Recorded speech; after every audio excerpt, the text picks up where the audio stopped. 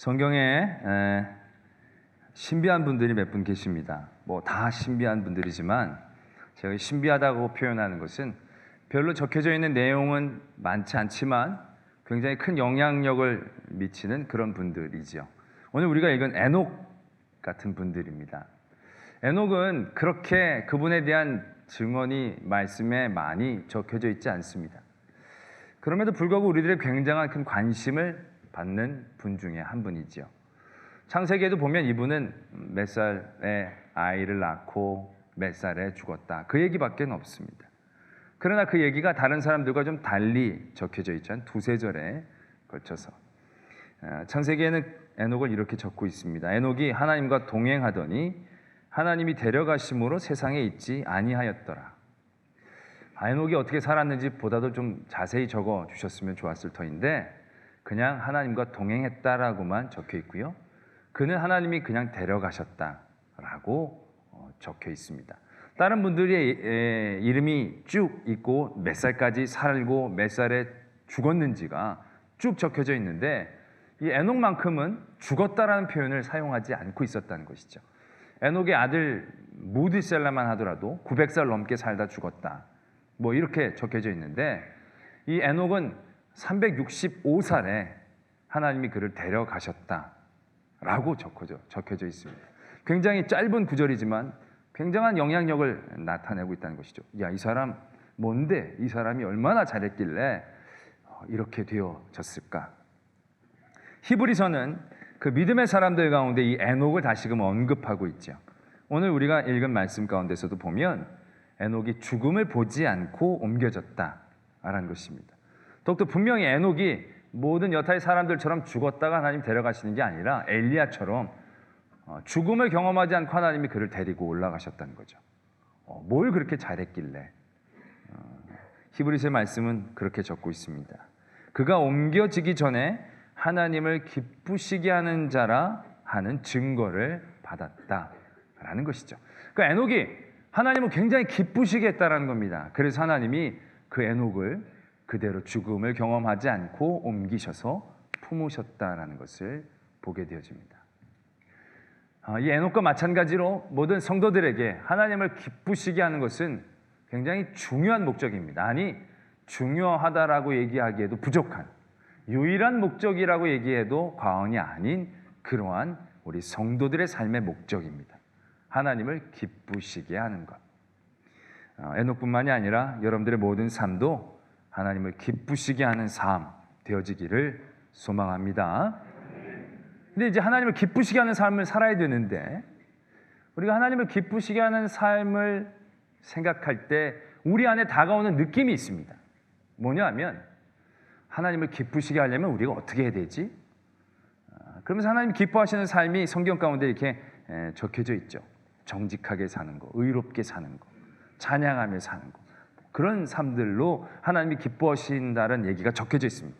그런 얘기가 적혀져 있는 걸 보면 우리에게 하나님을 기쁘시게 하는 삶이 주는 느낌은 딱 이겁니다. 헌신, 희생, 나아가면 순교, 피 흘림, 이런 쪽으로 굉장히 무겁게 다가오게 되어진다는 것이죠. 하나님은 기쁘시게 하지만 그 하나님을 기쁘시게 하기 위해서는 우리는 정직하고 의롭게 살아야 되고 뭔가 세상과는 다르게 살아야 되니까 세상과 다르게 산다는 것은 우리들에게 불이익을 이미 감수해야 된다는 것을 얘기하는 것이고, 손해보고 사람들에게 따돌림 당할 수도 있고 핍박당할 수도 있고 희생이라고 얘기할 수 있고 헌신이라고 얘기할 수 있는 삶의 요소들이 있어져야 이제 하나님이 기뻐하시는 삶의 모습들이 갖추어질 것처럼 우리가 생각한다는 것이죠.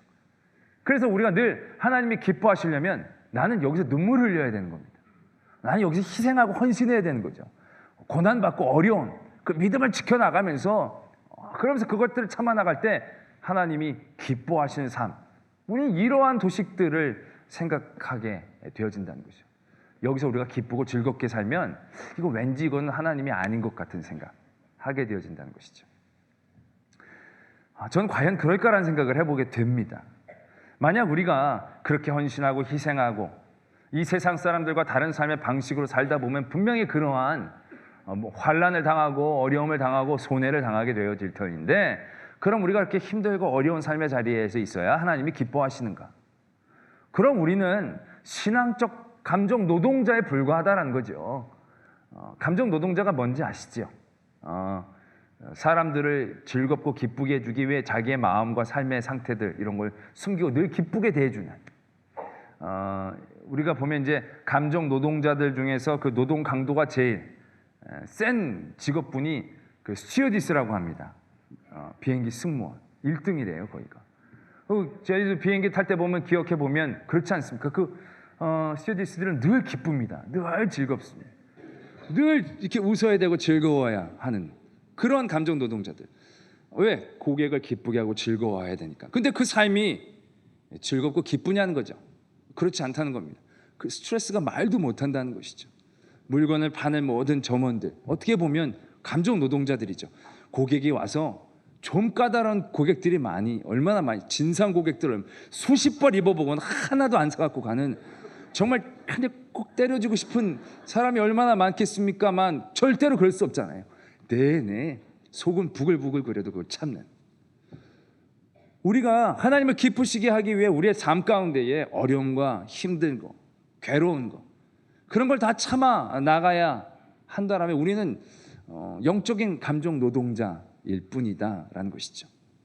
하나님이 과연 그러한 모습들을 우리에게 원하시고 그러한 모습을 우리에게 보시면서 기뻐하실까라는 생각들을 해보게 되어진다라는 것이죠.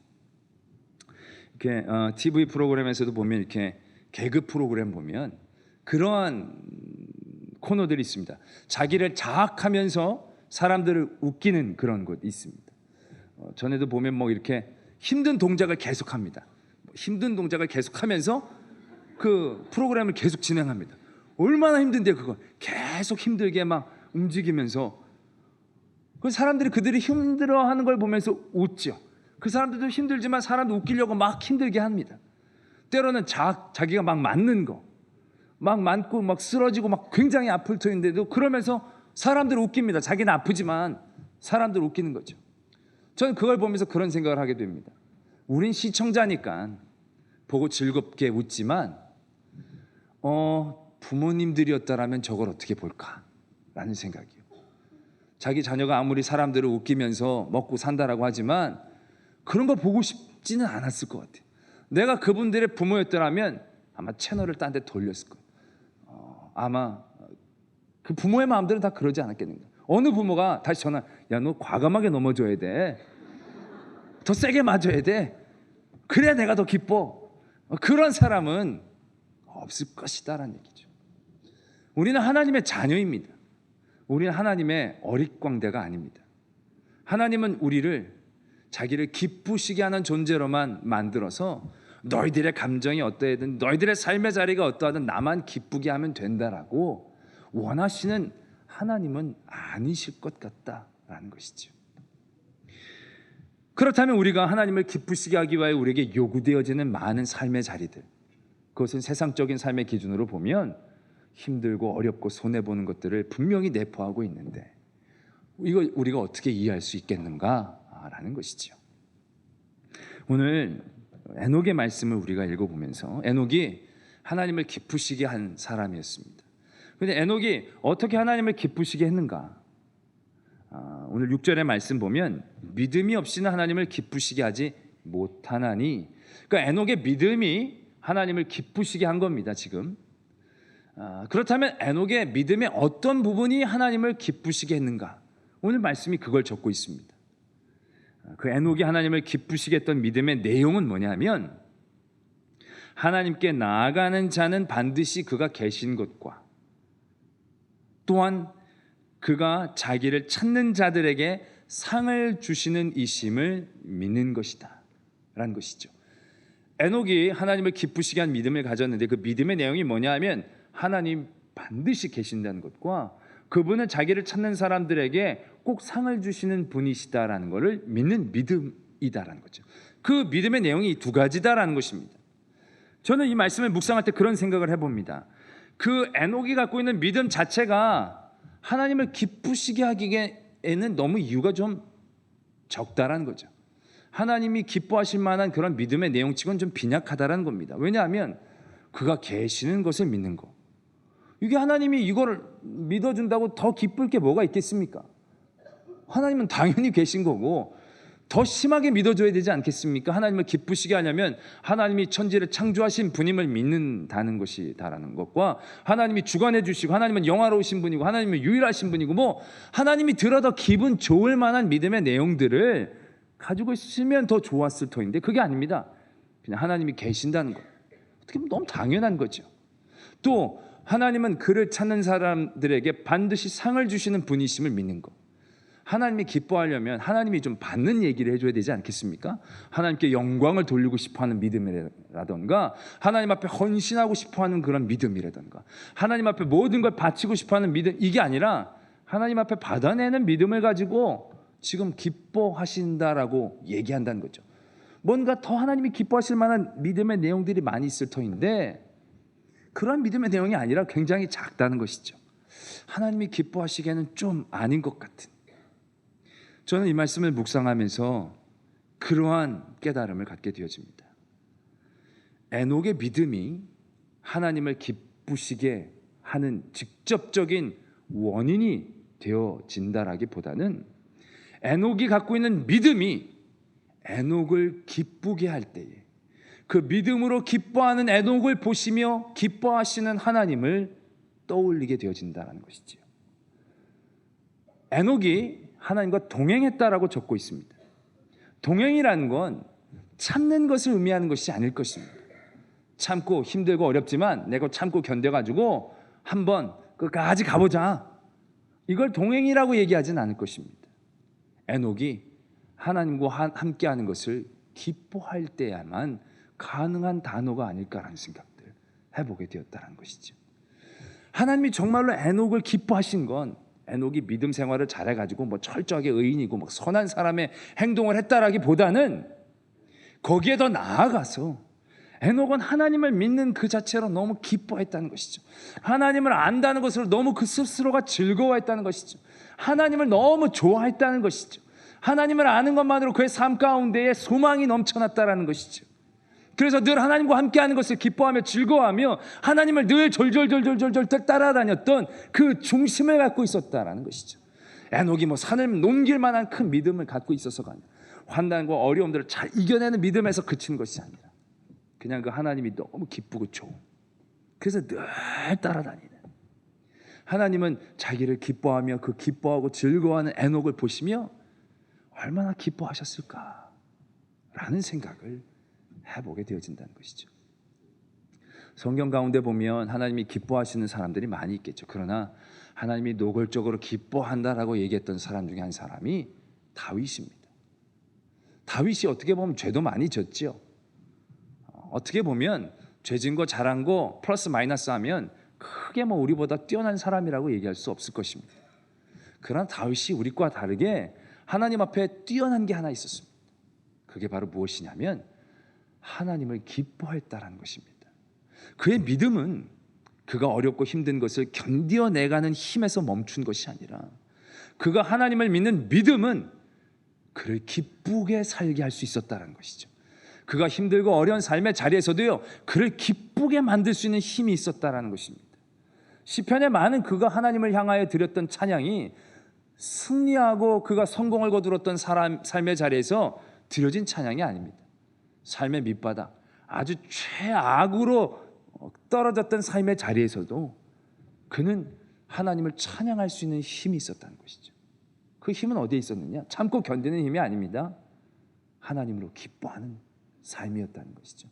하나님이 계시는 것과 하나님이 그를 찾는 사람에게 분명히 상을 주시는 그러한 분이심을 믿는 믿음. 할렐루야. 그러나 여러분들의 믿음의 모습은 어디에 있습니까? 여러분들은 믿는다라는 것에 그 현상이 어떻게 나타나고 있습니까? 여러분들은 어려운 일들을 당할 때 슬퍼하며 울죠. 그러나 잘 참고 견딜 때 내 믿음이 꽤 컸다라고 생각합니다. 힘들고 어렵지만 하나님 떠나지 않고 내가 주의 전에서 붙어있는 거, 그것만으로도 믿음이 굉장히 큰 것처럼 생각하게 되어집니다. 그러나 오늘 하나님은 에녹을 통하여 우리에게 그 믿음이 조금 더 도전되어지기를 원하십니다. 참고 견디는 거, 그건 그냥 참고 견디는 것뿐입니다. 참고 견딘다는 것은 어떻게 보면 상을 주시는 분을 사랑하고 좋아한다라기보다는 그 상에 그 의미가 더 크게 있는 믿음이겠죠. 참고 견디는 거, 참고 견뎌서 저 상을 내가 받아야지. 결국 견디는 믿음은 상을 바라보는 믿음일 것입니다.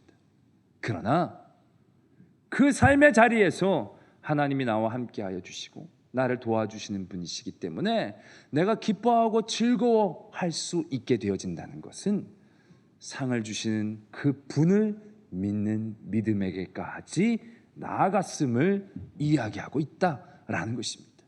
다윗이 사방으로 대적이 우겨싸는 그 삶의 자리에서도 편안히 발을 뻗고 찬양하며 잠들 수 있었던 그 믿음의 힘은 즐거워할 수 있는 믿음이었다는 것이죠. 하나님을 기뻐하는 믿음이었다는 것입니다. 이것이 우리의 믿음 가운데 늘 도전되어져야 될 부분이다라는 것입니다. 그러나 우리는 우리의 믿음을 거기에까지 끌고 나가려고 하지 않는다라는 것이죠. 여러분들의 믿음의 지금 모습은 어떻습니까? 믿는다라고 하지만 그 믿음은 어디까지 여러분들의 삶을 지키고 어디까지 여러분들의 삶에 사용되어지고 있습니까? 제가 이렇게까지 얘기했는데도 아직 여러분들의 표정은 전혀 펴지지를 않고 있습니다. 여러분들의 믿음은 견디는 데까지 나가는 거 아닙니다. 그 믿음은 견디는 것을 지나서 에녹처럼 기뻐할 수 있는, 내가 하나님을 믿는 것 때문에 기뻐하고 즐거워할 수 있는 그 믿음에게까지 나가야 된다는 것이죠. 제가 2011년도에 이 말씀을 가지고 설교를 한번 한 적이 있는데 그때 그렇게 말씀을 드렸습니다. 우리는 믿음을 가지고 나의 능력처럼 사용한다는 것이죠. 나의 외부의 일을 해결하는 능력, 믿는 자에게 능치 못하는 일이 없다. 그 말씀을 가지고 우리는 내가 믿음을 가지면 밖에 모든 일들이 안 되는 일들이 없는 것처럼 이해하게 되어진다는 것이죠. 그런 구도가 아닙니다. 우리가 갖게 되어지는 믿음은 어떤 일들을 해결하는 직접적인 능력이 아닙니다. 내가 갖고 있는 믿음은 그 믿음을 통하여 하나님을 기쁘시게 하고 그 기쁨의 하나님이 일들을 이루어 주시는 이러한 구도를 갖고 있음을 분명히 이해해야 한다는 것이죠. 때문에 믿음은 바깥의 어떤 현상들을 바꾸는 힘이 아니라 나를 다스리는 능력이다라는 것이죠. 내 삶, 내 마음을 다스리는 능력이다라는 것이죠. 내 마음을 다스리는데 어디까지 다스려야 되느냐? 참고 견디고 외로워도 슬퍼도 잘 이겨내 나가는 거기까지가 아니다라는 것이죠. 그러한 삶의 자리에서도 하나님이 나와 함께 하시고 그 하나님은 반드시 나를 붙잡아 주시고 놓치지 아니하신 그 하나님, 그 하나님을 사랑하고 그 하나님을 생각할 때에 그 안에서 소망함이 생기고 기쁨이 생기는 그러한 삶의 구조들.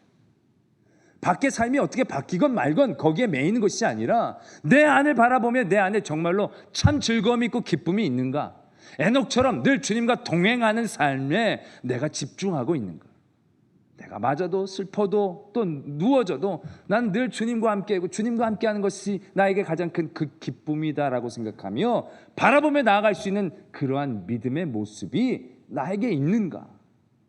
결국 우리가 가져야 될 믿음은 거기까지 나가야 한다라는 것입니다. 그 믿음은 우리를 즐겁게 하는 것이죠. 그 믿음은 우리를 기쁘게 할 수 있는 것입니다. 그 믿음은 날마다 우리들에게 소망을 바라보며 달려갈 수 있는 우리의 가장 큰 삶의 환경이 되어진다는 것을 분명히 기억해야 한다는 것입니다. 세상에서도 그런 얘기가 있지 않습니까? 어떤 일을 할 때 그 일을 가장 잘하는 사람은 그 일을 즐거워하는 사람입니다. 그 일에 능력이 많고 재능이 많은 사람, 열심히 하는 사람보다는 그 일을 즐거워하는 사람이 가장 그 일을 잘할 수 있는 사람이다라는 것이죠. 찬양을 가장 잘하는 사람은 누구입니까? 노래를 제일 잘 부르는 사람? 아닙니다. 찬양을 즐겁게 부르는 사람, 찬양을 즐거워하는 사람이 찬양을 가장 잘 드리는 사람입니다. 어떤 사람이 제일 율법을 잘 기억하고 잘 지키는 사람이겠습니까? 율법을 어기지 않는 사람이 아닙니다. 율법을 즐거워하는 사람이 되어져야 한다는 것이지요. 어떤 사람이 예배를 제일 잘 드리는 사람입니까? 예배의 복장이 완벽하고 태도가 완벽하고 예배 설교를 다 잘 기억하고 그리고 그대로 닮아서 살려고 막 노력하고 애쓰는, 물론 그것도 훌륭한 삶의 모습입니다. 그러나 가장 귀한 예배자의 모습은 예배를 즐거워하는 것이지요. 예배를 기다리는 것입니다.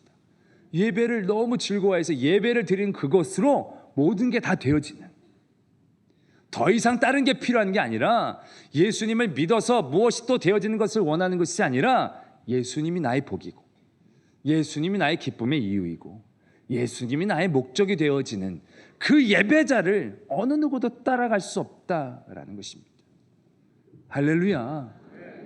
때문에 여러분들의 믿음과 그런 믿음의 생활의 모습은 그렇게 도전되어져야 한다는 것이죠. 여러분들의 믿음이 다른데 엉뚱한 데 사용되어지는 것이 아니라 여러분들의 삶의 즐거움과 기쁨, 하나님을 믿는, 하나님을 의지하는 즐거움 가운데에 매어 달려야 한다라는 것입니다. 저도 늘 설교를 하다 보면 그렇습니다. 설교를 잘하려고 합니다. 그러면 얼마나 설교가 힘들고 어려운지 모릅니다. 주일이 얼마나 빨리빨리 오는지 모릅니다. 이렇게 해가지고 내가 어떻게 살겠나 싶습니다. 제가 아직 젊은데, 아직 은퇴까지 수십 년이 남았는데 이래 못 삽니다. 난 이래 못 삽니다. 늘 하나님 앞에 그런 얘기를 합니다. 나 이래 못 삽니다. 이거 어떻게 삽니까? 한 주 한 주 이거 근근히 좀 싸놓고 살면 안 되겠습니까? 늘 힘듭니다. 그런 생각을 할 때마다 답답합니다. 잘하는 거 가지고는 안 됩니다. 어떻게 해야 되는가? 그럴 때마다 내가 생각한 건 그겁니다. 아니, 설교 꼭 사람들에게 은혜 끼칠 필요가 뭐가 있느냐는 거죠. 지복인데 내가 뭐 꼭 큰 책임이 있겠나 싶은 거예요. 내가 하는 건 즐겁게 설교를 하는 거예요. 설교 준비도 즐겁게 하는 거예요. 주일이 올 때마다 또 주일 설교 또 준비해야 되는구나. 내일 새벽 또 설교. 마이크가 힘인데 주님께서 나에게 이렇게 힘을 주시고 늘 이 자리에 주시는데 나 이렇게 설교 오래 했는데 아직 시간이 이렇게 많이 남아. 이게 아니라 이 시간이 너무너무 이거 빨리빨리 안 지나가고 이거 너무너무 좋다, 즐겁다. 이렇게 할 때 내가 견디지 않겠는가 라고 조금씩 생각해 나간다라는 것이죠. 아직 그렇다는 게 아니라요. 이걸 즐거워하지 않으면 내가 어떻게 끝까지 하겠습니까? 내가 교회를 섬기는 모든 일들을 즐거워하지 않으면 내 삶이 하나님 앞에서의 어릿광대이지 진정 자녀된 삶이 되겠느냐라는 것이죠. 힘들고 어려운 많은 자리가 있겠죠. 견디고 참는 건 오래 못합니다. 성도가 진정한 그 믿음의 힘을 누리려면 그 삶의 자리에서 기쁨을 가져야 합니다. 어렵고 힘들지만 하나님이 함께하여 주셔서 기쁩니다. 하나님이 함께해 주셔서 이걸 해결해 주십시오 이게 아니라 그래도 하나님은 날 떠나지 아니하시니까 참 기쁩니다. 내가 이렇게 힘들고 어려울 때도 기도할 수 있는 하나님이 계신다는 게 너무 기쁩니다. 너무 즐겁습니다. 또 앞으로도 계속 그렇게 기도할 수 있는 저의 마음이 되게 저를 지켜주십시오. 에녹은 어떤 누구보다도 업적이 있어 보이지 않습니다. 에녹은 어떤 사람들보다 삶의 여정들이 많이 적혀져 있지 않습니다. 그러나 동행했다는 짧은 그 한 단어가 큰 감동을 준다는 것이죠. 얼마나 하나님을 기뻐했으면, 얼마나 하나님을 좋아했으면 하나님이 야, 넌 그냥 와라 그러면서 그를 품어주셨습니까? 에녹이 뭐 삶에 문제가 없었겠습니까? 어려움이 없었겠습니까? 그러나 그러한 모든 일들 가운데서도 하나님과 늘 기쁨으로 동행하려 했기 때문에 하나님은 에녹을 너무 기뻐하셨다는 것, 하나님을 기쁘시게 하는 자라는 증거. 이건 웬만한 하나님의 사람들이 받았던 얘기가 아닙니다. 놀라운 업적을 이루었던 많은 사람들이 이걸 다 누린 게 아니다라는 것이죠. 결국 하나님을 기쁘시게 하는 것, 자녀된 우리가 기쁘시게 하는 것, 놀라운 걸 뭐 쌓고 뭐 만들고 우리가 막 힘들게 해서 하나님 좋게, 그거 아닐 것이다라는 거죠. 그런 게 나쁘다는 얘기를 하는 게 아니라요. 정말로 우리가 하나님을 기쁘시게 하는 건 자녀된 우리가 하나님을 믿음으로 기뻐하여야, 하나님을 믿는 것들로 즐거워하여야 아버지 하나님께서 기뻐하시지 않겠느냐는 것이죠. 그걸 즐거워하시지 않겠느냐는 것이죠. 그 하나님의 마음을 시원케 하는 그런 믿음의 자리까지 우리의 믿음이 도전해 나가야 되지 않겠느냐라는 것이죠. 할렐루야. 우리의 믿음이 견디는 믿음, 이겨내는 믿음에서 멈추지 말고요, 그런 모든 삶의 상황 가운데에서도 하나님을 기뻐하는, 하나님으로 즐거워하는 믿음에까지 도전되어지기를 소망합니다.